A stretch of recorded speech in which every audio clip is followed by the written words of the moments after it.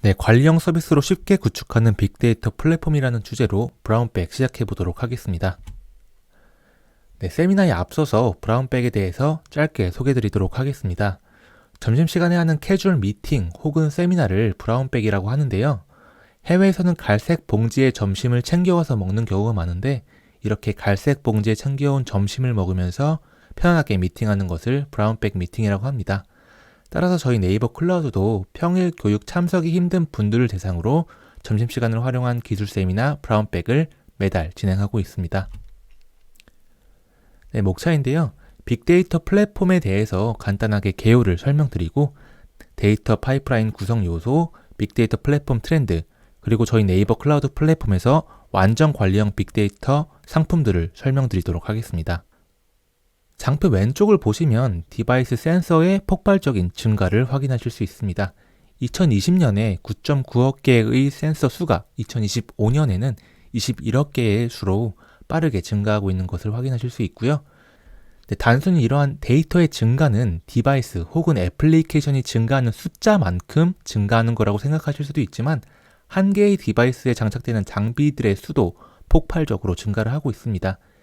2018년에는 33제타바이트로 추산되고 2025년까지 175제타바이트로 증가될 것이라고 전망을 하고 있는데요. 똑같은 비행기를 운행하더라도 한 비행기에 들어가는 센서들의 수들이 많아지면서 데이터 양은 제곱이 되어서 더욱더 많아지고 있습니다. 시게이트 테크놀로지가 조사한 자료에 따르면 이러한 엄청난 규모의 데이터는 2020년 기업의 전체 데이터가 1페타바이트 정도의 크기였다고 하면 올해에는 20년 기준 2배가 넘는 데이터가 생성되고 있다고 합니다. 또한 1,500명의 글로벌 기업 경영진을 대상으로 한 보고서에 따르면 68% 정도의 데이터가 활용되지 않은 채 방치되고 있다는 점을 강조하고 있습니다. 장표 오른쪽 그래프에서도 확인할 수 있듯이 수집된 데이터의 사용 가능화, 데이터의 저장, 필요한 데이터의 수집 보장 등이 이러한 데이터 홍수 속에서 가장 중요한 핵심 요소로 자리매김하고 있습니다. 네, 빅데이터 수집 및 처리의 어려움을 레고로 한번 비교해 보았는데요. 장표를 보시면 가장 먼저 흩어져 있는 레고 블록들이 있고요. 이러한 레고 블록들을 각각의 색깔별로 분류를 하고 이러한 각각의 색깔들을 모아서 어레인지하고 있고요. 이렇게 정리된 레고들의 형태를 계속해서 체크한 뒤에는 멋진 집으로도 만들고 레고들을 활용해서 다양한 생활용품으로 활용하는 모습을 확인하실 수 있습니다. 이처럼 흩어져 있는 레고 블록들을 로우 데이터라고 하면 데이터들을 정렬하고 프리프로세싱하고 EDA 과정을 거친 뒤에는 데이터를 각각의 도메인별로 활용하거나 실제 문제에 적용하는 과정들이 레고를 통해서 실제 데이터 수집 및 처리를 잘 비유하고 있는 것 같아서 해당 장표에 한번 담아 보았습니다. 그러면 이러한 수많은 데이터들은 과거에 어떻게 처리했을까요?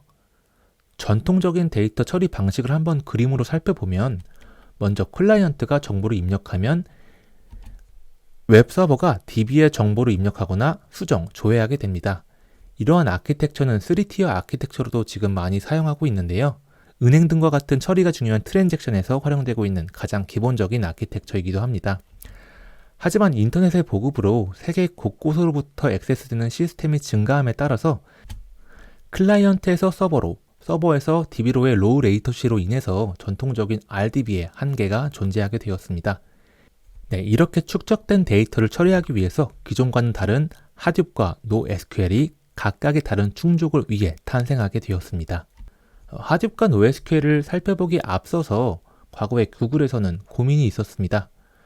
사용자들이 점점 많아지고 검색으로 인한 데이터는 증가해서 좋지만 검색 서비스가 점점 느려진다는 고민이었습니다. 뿐만 아니라 사용자가 요구하는 데이터와 실제로 저장해야 하는 데이터가 일관적이지 않았기 때문에 RDB로의 이러한 데이터의 수평적 확장에는 한계가 있다는 것도 깨달았습니다. 이러한 문제를 해결하기 위해서 좋은 하드웨어를 구매하라고 했으나 성능 좋은 서버는 비용도 비싸고 데이터 관리에 어렵다는 문제가 있었는데요. 네, 이러한 RDB의 수평 확장의 한계를 해결하기 위해서 비정형 데이터를 쉽게 담아서 저장하고 처리할 수 있는 구조를 가진 NoSQL 데이터베이스가 각광을 받게 되었습니다. 다양한 형태의 NoSQL이 등장하면서 저렴한 비용으로 데이터베이스의 용량을 늘릴 수 있었는데요. 다만 방대한 양의 데이터를 서버에 옮겨서 통신하기에는 너무나 큰 레이턴시가 발생하였습니다. 따라서 서버에 부하가 생겨 검색 속도는 여전히 느리게 작동하였는데요. 결국 구글은 이러한 문제점을 해결하고자 새로운 알고리즘과 파일 시스템을 만들게 됩니다. 구글 파일 시스템과 맵리듀스라는 알고리즘입니다. 방대한 데이터를 서버에 전송하는 것보다 여러 개의 서버를 구매해서 직접 서버들의 데이터를 저장하는 게 비용이 더 저렴하고 데이터가 서버 파일 시스템에 저장되어 있다 보니까 네트워크 지연 속도도 감소하게 되었습니다. 각각의 서버에서 복잡한 계산을 완료한 후에 중간 서버에서 간단하게 병합만 해주면 되니까 처리 속도도 훨씬 빨라졌습니다.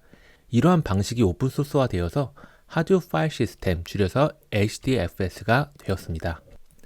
따라서 이제 하드웹을 통해서 빠른 분산 처리가 가능해졌습니다. 하지만 초기 하드웹에서 맵리듀스를 동작하기 위해서는, 즉 데이터를 처리하기 위해서는 자바로 프로그래밍을 해야 되는데요. 이에 따라서 데이터를 활용하고 싶어도 자바 언어에 익숙한 개발자가 아니라면 간단하게 사용을 하지 못했습니다. 그래서 등장한 게 하이브입니다. SQL과 같은 쿼리 언어를 하드웹에서 실행하기 위한 소프트웨어 하이브가 2009년에 출시되었고요. 프로그래밍 없이 데이터를 집계할 수 있게 됨으로써 많은 사람들이 분산 시스템의 혜택을 받을 수 있었습니다. 따라서 2003년에 구글 파일 시스템을 발표한 이후에 구글에서 맵리듀스를 발표하고 하드웹 최초 버전과 하이브 순으로 배포가 되었고요. 2017년에는 하드웹 3.0대 버전이 출시가 되었습니다. 하드웹 1.0대에서는 맵리듀스가 데이터 처리를 하고 리소스 할당도 하고 모든 역할을 하였지만 데이터 처리 및 리소스 할당의 분할의 필요성을 인지하고 얀을 통해서 이러한 처리가 수행되고 있습니다. 장표 아래쪽은 다양한 NoSQL의 배포 영역인데요. NoSQL은 전통적인 RDB의 제약을 제거하는 것을 목표로 하고 있습니다. 다수의 키와 값을 관련지어 저장하는 키밸류 스토어, 제이슨과 같은 복잡한 데이터 구조를 저장하는 도큐멘트 스토어, 여러 키를 사용하여 높은 확장성을 제공하는 와이드 칼럼 스토어 등이 있습니다. 각각의 제품들은 추구하는 목표가 다르고 이러한 NoSQL은 RDB보다 빠른 읽기, 쓰기가 가능하고 분산 처리에 뛰어나다는 특징을 가지고 있습니다. 따라서 가장 기본적인 구조의 빅데이터 기술은 장표와 같이 구성될 텐데요. 웹서버에 생성된 데이터는 처음에 RDB나 NoSQL 그리고 텍스트 데이터로 저장된 이후에 모든 데이터가 대량의 데이터를 처리하기 위한 시스템인 하드웹으로 모인 뒤 대규모 데이터 처리가 실행되었습니다. 따라서 전통적인 데이터 웨어하우스에서도 점점 하드웹을 사용하는 경우가 증가하였는데요.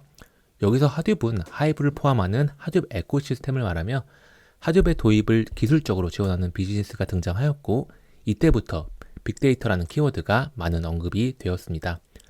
전통적인 데이터베이스에서도 대량의 데이터를 처리할 수 있었고 하드웹보다 물론 우수한 점도 많았습니다. 하지만 확장의 어려움이라는 큰 단점이 존재를 하였습니다. 데이터 용량을 늘리려면 하드웨어를 교체해야 하는 등의 다양한 문제점이 발생을 하였습니다. 따라서 기존 데이터 웨어하우스는 대량의 데이터가 들어오면 배치 처리에 시간이 걸려서 정해진 레포트를 작성하는 데 지장이 있었다면 배치를 통한 대량의 데이터 처리는 하드웹이 집계를 해줌으로써 데이터 웨어하우스의 부하를 줄일 수 있었습니다. 지금까지 설명을 들으시다 보면 데이터 처리를 할 때 빅데이터 기술이 최고구나 라고 생각을 하실 수도 있을 텐데요. 그거는 물론 아닙니다. 빅데이터 기술이 아닌 기존 기술을 통해서 처리 가능한 작은 데이터를 스몰 데이터라고 하는데요. 레코드 수로는 약 수만 건에서 수천만 건, 데이터 양으로는 수 기가바이트를 스몰 데이터라고 많이들 부르고 있습니다. 스몰 데이터 기술 또한 빅데이터 기술만큼 중요합니다. 사내에서 작성된 엑셀 파일이나 웹에서 다운로드 받으신 CS 파일 등 이 세상에는 수많은 스몰 데이터로 가득 차 있는데요. 효율적인 스몰 데이터의 처리 방법을 알지 못한 채 빅데이터 기술만으로는 이러한 처리에 한계가 있습니다. 장표에서 확인하실 수 있는 것처럼 스몰 데이터의 기술에서는 데이터 양이 증가하면 처리 시간이 급속도로 증가를 합니다. 빅데이터 기술의 경우에는 시간의 증가는 억제되지만 데이터 양이 엄청나게 적은 상황에서는 스몰 데이터 기술이 더욱더 우수한 것을 장표에서 확인하실 수 있습니다. 따라서 현재 데이터 양과 처리 시간이 1번 지점에 있는지 아니면 2번 지점에 있는지에 따라서 각각의 알맞은 기술을 선택하시는 것도 필요합니다. 다음으로는 많이 언급되는 데이터 웨어하우스와 데이터 마트에 대해서 설명을 드리고자 합니다. 먼저 데이터 웨어하우스는 웹서버나 업무 시스템에서 사용되는 일반적인 RDB와는 다르게 대량의 데이터를 장기 보존하는 것에 최적화되어 있습니다. 정리된 데이터를 한 번에 전송하는 것은 뛰어나지만 소량의 데이터를 자주 쓰고 읽는 데는 적합하지 않습니다. 업무 시스템을 위한 RDB나 로그 등을 저장하는 파일 서버는 데이터 소스라고 부르는데요. 거기에 보존된 로우 데이터를 추출하고 가공한 뒤에 데이터 웨어하우스에 저장하게 됩니다. 그 후 데이터 웨어하우스에서 필요한 데이터만을 추출하여 데이터 마트를 구축합니다. 이러한 각각의 데이터를 브론즈, 실버, 골드 데이터로 구분하기도 하는데요. ETL 작업은 빅데이터 시대가 도래하여 더욱더 복잡해졌습니다. 모든 데이터는 데이터 웨어하우스를 가정해서 만들어지지 않습니다. 따라서 다양한 형식의 텍스트 파일이나 바이너리 데이터 중에서는 데이터 웨어하우스에 넣지 못하는 것도 있을 수 있습니다. 따라서 원래대로 축적해 두고 나중에 그것을 필요에 따라서 가공하는 구조인 데이터 레이크가 점점 더 대두되고 있습니다.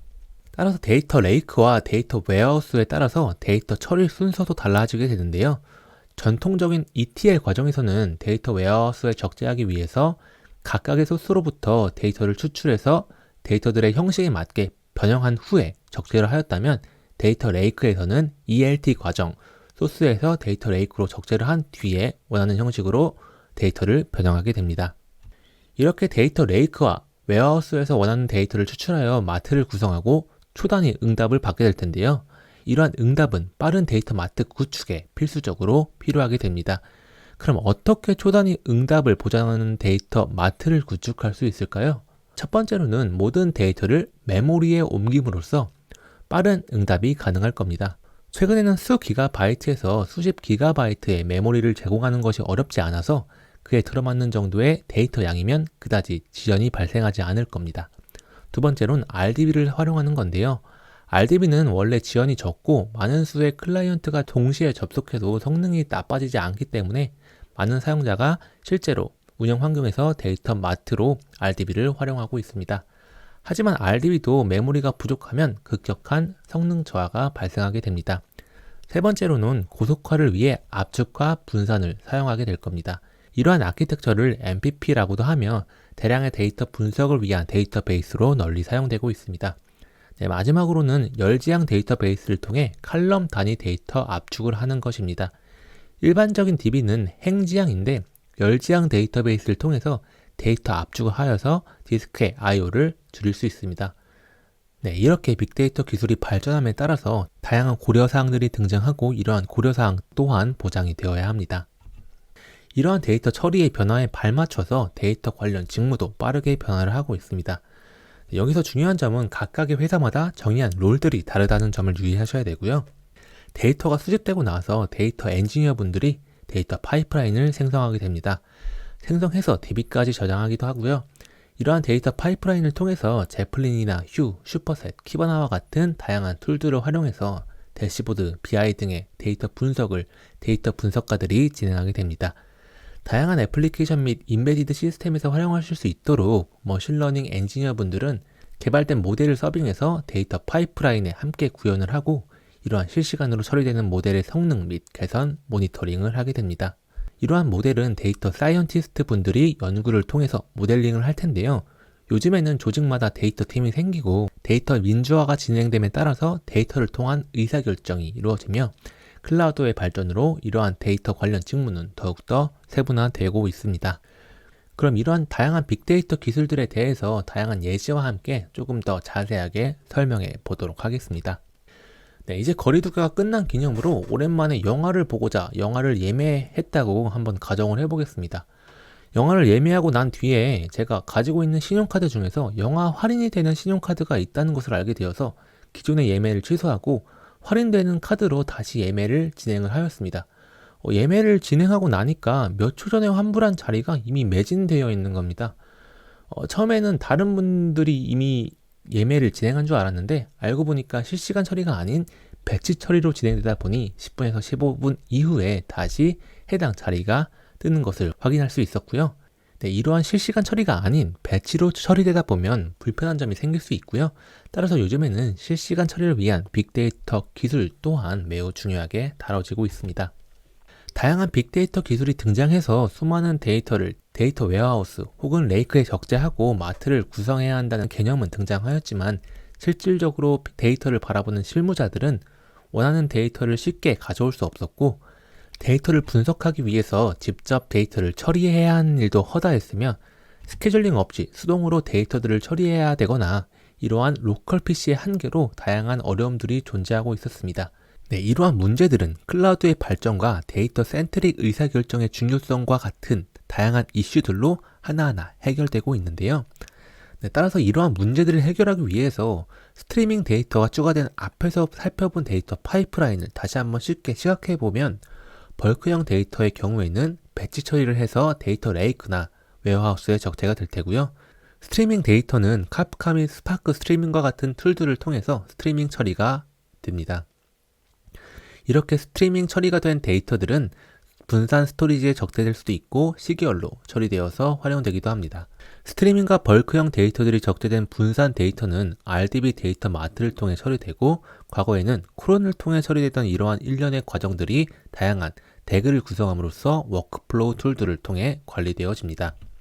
따라서 이러한 각각의 데이터 플로우 및 파이프라인 과정에서 사용되어지는 대표적인 툴들을 전체적인 그림으로 한번 담아 보았는데요.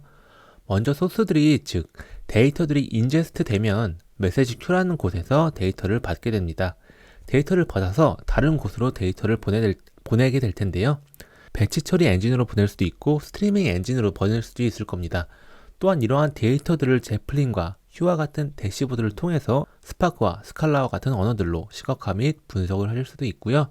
이러한 엔진들을 활용해서 ETL 작업이나 원하시는 데이터 스토리지, 데이터 웨어하우스들로 적재하실 수도 있을 거고 적재된 데이터들을 아나콘다, 데이터 로봇 등의 다양한 플랫폼을 활용하셔서 모델링, ETL 작업 등을 해당 플랫폼에서도 하실 수도 있으실 겁니다. 활용하실 때는 필요한 텐서플로나 파이토지, 판다스, 넘파이와 같은 다양한 라이브러리들도 활용하실 수 있을 텐데요. 이렇게 활용한 데이터는 다양한 애플리케이션 혹은 대시보드, 인베디드 시스템에 활용이 될 테고요. 각각의 과정에서 가장 대표적인 툴들을 소개하면서 빅데이터 기술에 대해서 조금 더 익혀보도록 하겠습니다. 먼저 실시간 데이터가 들어오면 데이터들을 바로 적재하는 것이 아니라 메시지 큐를 통해서 처리가 되어집니다. 이러한 대표적인 메시지 큐로는 카프카와 레비뎀큐가 있습니다. 그 중에서 카프카를 많이 사용하는데요. 그럼 이러한 이벤트 브로커인 카프카는 대체 무엇일까요? 링크드인에서 개발을 하였고 이전에는 링크드인 시스템들이 제각기 다른 방식으로 구현되어 있을 뿐더러 중앙화된 전송 영역이 없었습니다. 점점 엔드-투-엔드 연결이 복잡해지면서 데이터 파이프라인 통합은 더욱더 어려워졌는데요. 카프카라는 메시지 큐를 개발한 이후에는 분산되고 느슨한 연결을 통해서 MSA도 가능해졌고 더욱더 쉽고 다양한 파이프라인 구성이 가능해졌습니다. 네, 그래서 카프카의 구성 요소를 짧게 한번 설명을 드려보도록 하겠습니다. 네, 먼저 프로듀서가 있고요. 프로듀서는 데이터를 생성하는 생산자이자 메시지를 보내는 애플리케이션이라고 생각을 해주시면 됩니다. 네, 컨슈머의 경우는 브로커, 즉 카프카에서 메시지를 소비하는 애플리케이션이 컨슈머고요. 네, 그 다음 토픽은 메시지의 종류별 단위를 토픽이라고 합니다. 브로커 안에 배치되어 있고 프로듀서와 컨슈머는 특정 토픽을 지정해서 메시지를 송수신하게 됩니다. 메시지는 데이터의 최소 단위로 키밸류 형식으로 특정 파티션에 저장이 되고요. 토픽 안에는 파티션이 있어서 이러한 메시지들을 저장하고 있습니다. 마지막으로 브로커는 데이터를 수신하여 전달하는 서비스로 일반적으로 3대 이상의 브로커 클러스터를 구성하고요. 이러한 브로커는 주키퍼가 관리를 하게 됩니다. 네, 이렇게 처리된 데이터를 저장하는 데이터 스토리지와 배치 쿼리 엔진에 대해서 한번 그럼 다음으로 짧게 알아보도록 하겠습니다. 먼저 가장 대표적으로 HDFS입니다. 여러 대의 서버에 데이터를 저장해서 각 서버에서 동시에 데이터를 처리하는 방식으로 동작을 하는데요. 이렇게 병렬적으로 데이터를 저장하고 처리하는 HDFS는 데이터를 블록 단위로 나누어서 저장을 합니다. 블록이 4개인데 1기가 파일이 저장된다고 하면 256메가씩 4개의 블록에 나눠서 저장을 하신다고 생각을 하시면 됩니다. 블록 단위보다 만약에 데이터가 더 작으면 그냥 나누지 않고 바로 저장을 하고요. 보통은 128MB를 기본 단위로 많이 저장을 하고 있습니다. 또한 HDFS는 읽기 목적이므로 파일의 수정은 지원을 하지 않습니다. 이러한 HDFS는 리더 팔로워 구조로 동작을 하고요. 리더는 네임 노드, 팔로워는 데이터 노드가 있으며 네임 노드는 메타데이터를 관리하고 데이터 노드를 모니터링하여 장애가 발생한 데이터 노드를 관리하게 됩니다. 데이터 노드는 실제 데이터가 저장된 곳으로 이해하시면 됩니다. 그 다음으로는 HBase인데요. HBase는 HDFS 위에서 동작하는 컬럼 기반 분산 데이터베이스입니다. 트랜잭션, 실시간 처리 및 다양한 양의 데이터에 대해서 읽기, 쓰기, 액세스가 필요한 OLTP 사용 사례에 적합한 툴이 HBase라고 생각을 하시면 됩니다. 물론 MySQL과 같은 RDB도 많이 쓰지만 앞서 설명드렸듯이 빅데이터 처리 후에 조회할 할 데이터가 엄청 많으면 MySQL로 처리하기는 벅차게 됩니다. 10억 건 이상의 데이터가 쌓이면 MySQL에서 아무리 인덱싱을 최적화하였다 하더라도 조건절이 조금만 복잡해지면 질의를 할 수 없게 됩니다. 하지만 HBase에서는 100억 개의 데이터도 무리 없이 다룰 수 있습니다. HBase는 H마스터와 리전 서버 그리고 리전으로 구성되는데요. H마스터에서 리전을 리전 서버에 할당하고 할당을 위해 주키퍼의 도움을 받습니다. 그리고 이러한 리전 서버에 퍼져 있는 리전들을 로드 밸런싱하는 역할도 H마스터가 하고요. 그리고 리전 서버는 하나 이상의 리전들을 관리하는데요. 하나의 리전은 하나 리전 서버에서만 서비스가 가능합니다. 이러한 리전 서버는 HDFS 블록을 저장하는 책임이 있는 데이터 노드에서 실행이 되게 됩니다. HBase 테이블 데이터, 즉 H 파일을 관리하며 클라이언트의 리드 라이트 요청을 처리하는데 이러한 클라이언트 요청은 주키퍼를 통해서 이루어지고요. 장표에서 보시는 것처럼 키밸류 형식의 H 파일이 저장이 되는데요. 이러한 H 파일을 읽고 업데이트할 수 있는 구조를 가지게 됩니다. 이런 하드 메코 시스템은 기존의 CSV, JSON, XML 형식의 파일을 선호하지 않습니다. 스토리지의 효율성과 병렬 처리가 우선이기 때문에 다른 형식으로 처리가 이루어지게 될 텐데요. 기본적으로는 앱으로, 파케이, ORC로 많이 처리가 됩니다. 이러한 형식 각각에는 공통점과 차이점이 존재하는데요. 세 가지 형식 모두 하드웨어 스토리지에 최적화되어 있으며 압축을 제공하고 바이너리 형식으로 여러 디스크에 분할이 가능합니다. 차이점의 경우에는 파케와 ORC는 모두 열의 데이터를 저장하는 반면에 앱으로는 행 기반 데이터 저장을 하는데요. 열 기반 데이터베이스는 읽기가 많은 분석 워크로드에 최적화되어 있고 행 기반 데이터베이스는 쓰기가 많은 트랜잭션 워크로드에 최적화되어 있습니다. 전체 데이터 세트에서 적은 수의 열에 대해서 투사를 할 때는 열 기반 형식이 행 기반 형식보다 훨씬 좋은데요. 그럼 이 두 가지 예시를 한번 살펴보도록 하겠습니다. 첫 번째 예시는 직원 수가 1000만 명인 글로벌 기업에서 연말 선물을 지급해야 하는 상황이라고 가정을 해보겠습니다. 직원 각각이 선택한 선물 종류와 거주 지역별로 지역화가 필요한 상황에서는 어떠한 데이터베이스가 필요할까요? 만약 급여 및 지역 데이터가 열지향 방식으로 저장되어 있으면 해당 두 개의 컬럼을 활용해서 간단한 쿼리가 가능하게 될 것입니다. 따라서 열 기반 데이터베이스가 더 적합하게 됩니다. 두 번째 예시는 여행을 가기 위해서 항공편을 검색한다고 한번 가정해 보도록 하겠습니다. 항공편을 검색할 때는 내가 원하는 시간이나 가격, 항공사 등의 다양한 정보를 얻고자 할 텐데요. 특정 열이 아닌 모든 항목의 데이터가 필요하게 되고 이럴 때는 행 기반 데이터베이스가 더욱더 적합하게 됩니다. 따라서 각각의 워크로드에 맞게 파일 형식을 선택해서 사용을 하시면 됩니다. 이렇게 분산 저장된 대용량의 데이터를 처리하는 기술 중에 가장 널리 알려져 있는 맵리듀스에 대해서 빠르게 살펴보도록 하겠습니다. 기존의 맵리듀스가 없을 때는 실제 데이터들이 들어있는 데이터 노드에서 데이터를 가져와서 통합 분석한 후에 데이터를 처리하는 비효율적인 방식이었는데요. 분산 저장이 가능한 HDFS를 분산 처리할 수 있는 맵리듀스를 통해서 병렬 처리함으로써 훨씬 더 효율적인 데이터 처리가 가능해졌습니다. 맵리듀스는 이름에서 알 수 있듯이 맵과 리듀스라는 간단한 기본 연산으로 동작을 하는데요. keep 값이 단어, value 값이 단어가 나온 횟수라고 예를 들면 각각의 데이터 노드에서 짜장면부터 곱빼기와 같은 데이터가 들어오면 먼저 스플릿을 하고요. 이렇게 스플릿을 한 후에는 맵리듀스 중에 매핑 작업을 먼저 하는데요. 맵은 흩어져 있는 데이터를 키밸류 형태로 연관성 있게 데이터를 분류로 묶는 작업으로 저장된 데이터, 즉 키값들이 몇 개가 들어있는지 확인하는 단계입니다. 이렇게 매핑이 끝나면 짜장면 1, 짬뽕 1 이런 식으로 쭉 표현이 됩니다.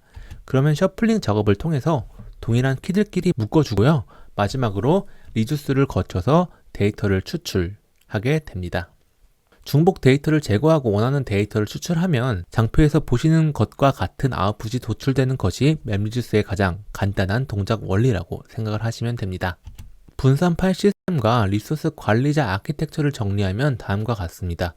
처리되는 데이터 대부분은 분산 파일 시스템은 HDFS에 저장하고 HDFS는 네트워크에 연결된 파일 서버와 같은 존재이지만 다수의 서버의 파일을 복사하여 중복성을 높인다는 특징이 있습니다.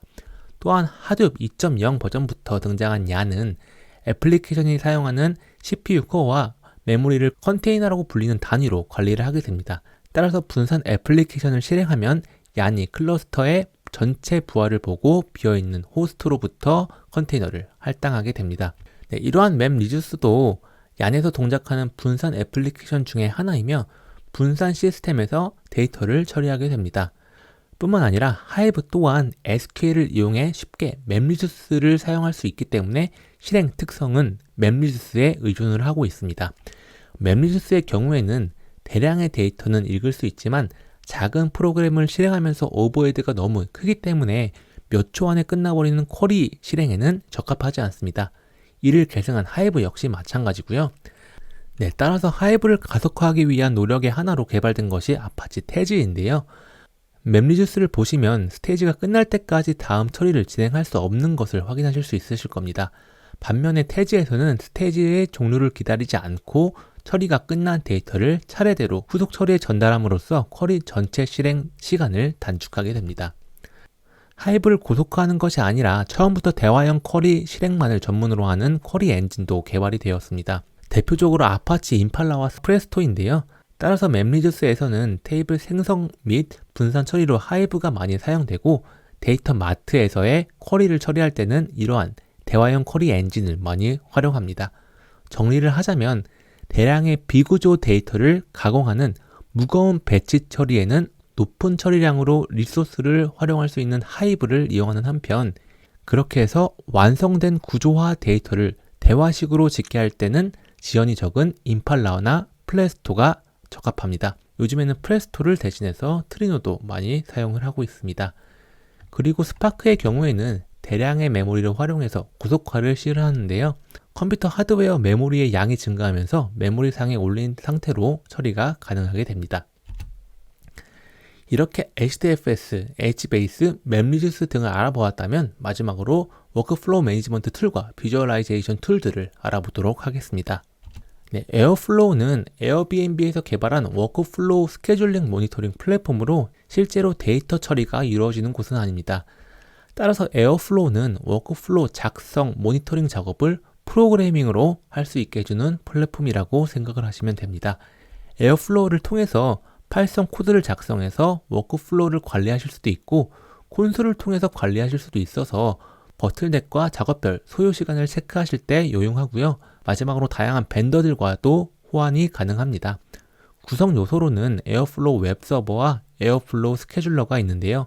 웹서버의 경우에는 웹 UI를 표현하고 워크플로우 상태를 표시해주는 곳이고요. 스케줄러에서는 작업 기준 충족을 확인하고 워커들이 작업을 수행하게 됩니다. 또한 제플린과 휴를 통해 다양한 데이터 분석이 가능합니다. 보통 데이터 탐색 및 분석을 할 때 가장 잘 알려진 도구는 R과 파이썬인데요. 많이 개선이 되었긴 했지만 여전히 분산 병렬 처리가 어려워서 스파크를 많이 사용하고 있습니다. 하지만 데이터 노드의 스파크 쉘을 이용해서 분석가나 관리자가 분석을 하는 데는 어려움이 있습니다. 따라서 스파크를 웹에서 사용할 수 있게 해주는 분석 도구가 바로 제플린이라고 생각을 하시면 됩니다. 이러한 제플린을 활용해서 데이터를 쉽게 노트북을 통해서 시각화하실 수도 있습니다. 휴는 다양한 하둡의 에코시스템 기능들을 웹 UI를 통해서 제공해주고 있어서 쉽게 데이터들을 모니터링 하실 수도 있습니다. 이러한 빅데이터 플랫폼의 현재 트렌드를 소개해드리고자 합니다. 초기에는 엔드투엔드로 각 서비스 애플리케이션으로부터 배치로 데이터가 모아졌으며 이러한 배치 구조는 앞에서 설명드렸다시피 실시간 데이터를 처리하는 데 한계가 존재합니다. 또한 원전 데이터로부터 파생된 데이터 히스토리와 데이터 거버넌스를 지키기 어려운데요. 람다 아키텍처가 등장하면서부터 어느 정도 단점은 해소가 되었습니다. 람다 아키텍처를 보시면 배치, 서빙, 스피드 레이어가 존재하는 것을 확인하실 수 있는데요. 스파크 잡과 같은 배치 데이터를 모아서 배치 레이어에서 처리하고 가공된 데이터를 서빙 레이어에서 적재를 해서 원하는 사용자가 사용하실 수 있도록 하고 있습니다. 뿐만 아니라 스피드 레이어는 원천 데이터를 실시간으로 분석하는 용도로 많이 사용하고요. 대표적으로는 카프카가 해당 레이어에 포함이 됩니다. 배치 데이터에 비해 낮은 지연으로 분석이 필요할 때는 이러한 스피드 레이어를 활용하게 됩니다. 네, 그 다음으로는 카파 아키텍처인데요. 배치, 실시간 데이터를 각각 처리해야 한다는 단점을 보완하고자 카파 아키텍처가 등장을 하였습니다. 이러한 카파 아키텍처는 배치 레이어를 제거하고 스피드와 서빙 레이어만 존재를 하는데요. 스피드 레이어에서 모든 데이터를 처리함으로써 엔지니어들은 개발과 운영을 효율적으로 하게 되었습니다. 2022년 현재에는 이러한 아키텍처 외에도 카프카에서 모든 처리와 적재가 가능하게 하는 구조도 활발하게 개발이 되고 있는 것으로 알고 있습니다. 네, 다양한 아키텍처 중에 대표적인 우버의 미켈란젤로 머신러닝 플랫폼에 대해서 소개를 드리고자 합니다. 네, 먼저 이러한 파이프라인의 요구사항으로는 확장이 가능해야 할 것이고 성능이 당연히 우수해야 하며 모니터링과 온라인 오프라인 학습 및 예측을 지원해야 한다는 요구사항이 존재를 하게 될 겁니다. 따라서 오프라인은 데이터 레이크는 HDFS로, 데이터 접근 및 전처리는 스파크나 하이브 SQL로 처리를 하고요. 온라인의 경우에는 HDFS에서 읽어오는 것이 불가능하기 때문에 카프카를 통해서 카산드라에서 데이터를 폴링한 후에 필요한 피처들을 카산드라에 올려서 낮은 레이턴시로 읽어오게 됩니다. 센트럴라이즈 경우 모델을 만들 때 하나의 피처 스토어가 관리되는 저장소에 접근을 해야 되고 매일매일 정해진 피처가 업데이트 되게 될 겁니다. 그 외에 모델 학습의 경우에는 오프라인에서는 얀과 메소스를 통해서 분산 시스템을 관리하여 학습을 진행하고요. 그 후에 모델 평가를 거쳐서 모델 배포에서는 오프라인에서는 컨테이너에 배포하고 스파크에 실행해서 배치 단위로 예측해 하이브나 카산드라에 저장하거나 온라인에서는 예측 서비스 클러스터에 배포하여 분산 처리로 실시간 예측을 지원하게 됩니다. 오늘날에는 지금 보시는 이러한 아키텍처와 같이 한눈에 보기에도 상당히 복잡한 아키텍처가 수도 없이 많은데요. 하나하나 이러한 구성을 다 하려면 많은 시간과 노력이 들게 됩니다. 따라서 완전 관리형 플랫폼을 통해서 클릭 몇 번으로 플랫폼을 구축하실 수도 있는데요. 저희 네이버 클라우드 플랫폼에서 이러한 완전 관리형 빅데이터 플랫폼을 손쉽게 구축하실 수 있습니다. 네이버 클라우드 플랫폼은 200개가 넘는 다양한 상품들이 존재를 하고 있습니다. 그 중에서 배치 및 스트림 데이터를 처리하는 데 있어서 활용될 수 있는 상품들은 다음과 같습니다. 수집 및 저장 부분에서는 클라우드 데이터 스트리밍 서비스를 통해서 몇 번의 클릭만으로 카프카 클러스터를 구성하실 수 있고요. 완전 관리형 하드업 클러스터부터 99.9%의 가용성을 보장하는 오브젝트 스토리지, 완전 관리형 DB를 통해서 MySQL, MS SQL, 레디스, 몽고DB, 포스트그레까지 손쉽게 구성을 하실 수 있습니다. 분석 처리 부분에서도 다양한 완전 관리형 DB 및 하줍 클러스터, 텐서플로우 서버들을 통해서 손쉬운 구성이 가능하고요. 이러한 처리 후에는 다양한 모니터링 시각화 툴들을 활용하셔서 원하시는 결과를 얻으실 수 있으실 겁니다. 지금 보시는 빅데이터 분석 워크로드는 손쉽게 필요한 솔루션 관리 및 편의 환경을 제공해 드리면서 워크로드 규모에 따른 원하시는 효율적인 구성이 가능하고 유연한 아키텍처 및 타 솔루션과 연계해서 사용을 하실 수 있습니다. 빅데이터 분석에서 머신러닝까지 이용하실 수 있는 통합 환경인 데이터 포레스트를 통해서 완전 관리형으로 인프라, 하드웨어 클러스터 운영 관리 등이 필요하지 않고 탄력적으로 리소스를 활용하실 수 있습니다. 저희가 앞서 살펴본 대부분의 툴들과 더불어서 보안에 필수적인 렌처나 커버로스 또한 모두 제공을 해드리고 있고요. 다음으로는 이러한 네이버 클라우드 플랫폼의 완전 관리형 서비스들로 아키텍처를 몇 가지 구성해 보았습니다. 배치잡 아키텍처로 플루언트 D를 통해서 로그를 오브젝트 스토리지로 수집하거나 이미지 데이터베이스 혹은 완전 관리형 클라우드 DB 상품들을 통해서 전용 데이터를 하줍 클러스터를 통해서 데이터 웨어하우스로 적재하고 난 뒤에는 엘라스틱 서치 후에 키완을 활용하실 수도 있고요. 그 외에 다양한 처리 및 적재가 가능한 아키텍처를 설계하실 수도 있습니다. 또한 이벤트 스트리밍 아키텍처로는 다양한 실시간 이벤트 로그들이 카프카를 거치게 될 텐데요. 네, 이러한 카프카는 클라우드 데이터 스트리밍 서비스를 활용하실 수도 있고요. 하줍 클러스터에서 HDFS를 활용하시거나 오브젝트 스토리지로 적재를 하신 뒤에는 배치작과 비슷한 적재 후에 다양한 형태로 데이터 마트나 대시보드, BI 툴을 활용하셔서 인사이트를 도출하실 수도 있습니다. 클라우드 데이터 스트리밍 서비스 Q에 쌓인 데이터들을 완전 관리형 하둡 클러스터에서 제공하고 있는 스파크를 통해서 ETL 작업을 한 후에 오브젝트 스토리지로 넘겨주고요. 오브젝트 스토리지의 데이터들을 하이브에서 테이블을 생성하시고 포레스트를 통해서 데이터 마트를 구축하실 수도 있습니다. 이러한 워크플로우 매니지먼트로는 우지를 혹은 에어플로우를 사용하는 아키텍처를 구성하실 수도 있고요. 마지막으로 해당 장표에도 이전 장표와 비슷하게 클라우드 데이터 스트리밍 서비스를 활용해서 데이터들을 메시지 큐에 담은 후에 배치 작업이나 스파크 스트리밍과 같은 실시간 처리 엔진을 통해서 처리를 하실 수도 있고요. 이렇게 처리한 데이터들을 프레스토나 오브젝트 스토리지의 HBase들에 처리하신 뒤에 시각화하실 수도 있으실 겁니다. 따라서 클라우드 하둡, 데이터 포레스트나 이러한 다양한 아키텍처를 통해서 네이버 클라우드 플랫폼에서 완전 관리형 빅데이터 플랫폼을 손쉽게 구축을 하실 수 있습니다. 지금까지 빅데이터 플랫폼의 전반적인 개요부터 각각의 서비스들에 대한 설명, 그리고 네이버 클라우드 플랫폼의 완전 관리형 상품들까지 함께 알아보았는데요.